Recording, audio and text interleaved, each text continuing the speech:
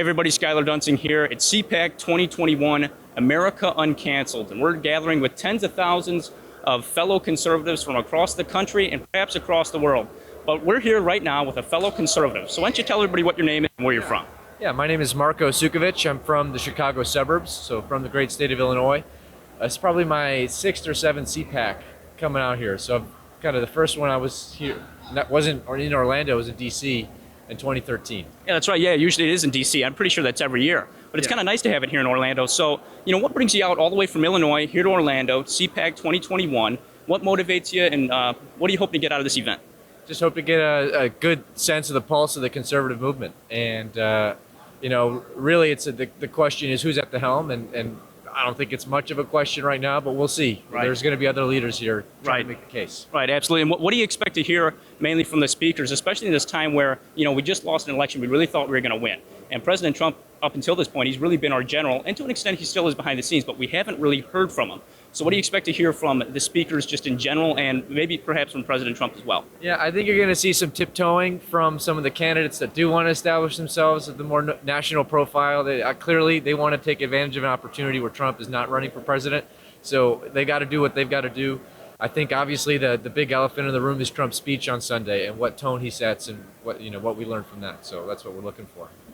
Yeah. What do you think then, with President Trump no longer being at the forefront of our movement, what do you think the future holds for the conservative movement, our MAGA movement, and the Republican Party? What do you think, for you personally, is an important thing that Republicans need to take care of moving forward? Yeah, it's interesting. I think Trump built a pretty durable coalition. I think it's a lot more, frankly, working class families, maybe don't have really high percentages of college education, maybe not necessarily. So you've got that group, you've got small business owners and people related to that, and then you've got faith-focused voters that really care, about the life issue, and maybe some more agricultural coalitions. So that's, I think, a pretty durable voting bloc, and he got more votes than any Republican president ever had in history, and more votes than any sitting president has. So, it's just a matter of who's the best messenger to keep that coalition together and do better in the suburbs, where I'm from. There are some key suburbs around the country that if we just hold our ground in and do as well as we have in the past, there's no brainer we should be able to win elections. No, there's really no brainer at all. And which is kind of the surprising thing is when you look at the momentum going into the 2020 November election, it's hard to kind of imagine that President Trump lost. And I mean, you want to talk about fraud. A lot of people know that existed. I myself personally believe that does. I've looked at the documents, looked at a file, looked at what Mike Lindell's been sharing. So does election security, is that high up, you think, on your priority list, and should that be for Republicans? Yeah, you kind of look at the work that Scott Presler's doing right now, really trying to encourage those states that have Republican governors and Republican general assemblies to pass some really game-changing election kind of reform and election security, election integrity type legislation. You got to do it, right? You really have to do it. And I think that is a more proactive approach that we as conservatives can take to that issue, because it's a hot button issue. It's pretty divisive depending on who you talk about. I mean, so there's a lot of work to be done there. I think if properly focused, that energy can turn into something great. Yeah, absolutely. Right, because a lot of people think too that this is coming from the federal level, but as you know, a lot of this is at the state level. The states are in charge of their elections and how they're going to conduct them.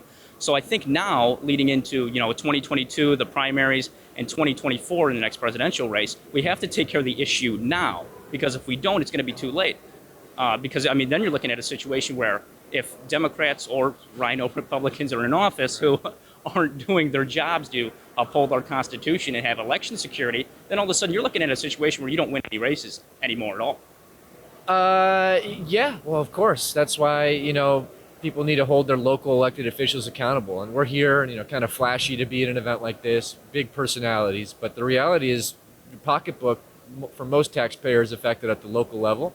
So your school districts, your county organization, who's the chairman, your county board members, your state government, frankly, is where we need to be spending a lot more attention. And we need to be educating and empowering conservatives across the country to really take an interest a little bit more in what's going on at home. And I think we're seeing that with kind of in Illinois. You got school districts that are still closed down, that haven't even offered a hybrid version of schooling for kids to go back. And so there are issues COVID actually has brought them to the forefront that will make people focus a little bit more locally. And that's a lane for us to step in and say, hey, who's your county clerk?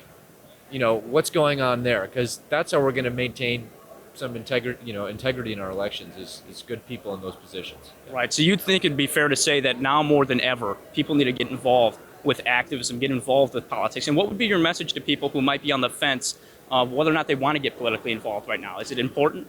Yeah. Well, I would say with that local focus, you know, your actions have that much more of an impact. You know, you might be cynical about what you could do nationally, and maybe that's with good reason. But what you can do at home, that you can, in your personal network with the people that you have in your phone book that you know live in your county, can have just conversations that have networking effects that can involve a lot more people within just a few kind of degrees of separation to make some big things happen at the local level. So I would say you got to be very tactical and you got to be realistic about what your goals are. But, you know, if you've got a plan, you can make a lot of things happen, and you got to organize, frankly. We need more community organizers, and we can't realize these outcomes without the organization on the ground to make it happen. And so we need people to step up and say, I'm going to be that person that gets things going. So, yeah. Right. And that's the nature of grassroots activism. So we're here, CPAC 2021, America Uncanceled.